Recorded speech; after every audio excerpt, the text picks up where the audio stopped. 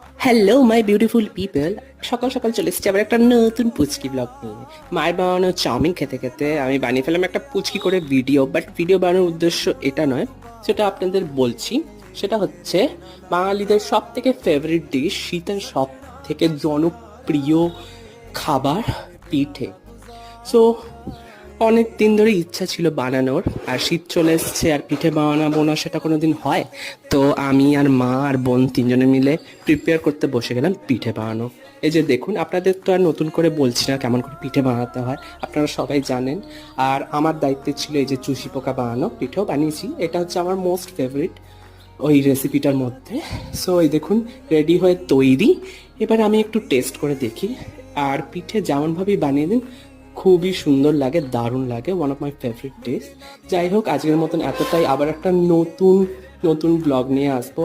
Tata, good bye, take care.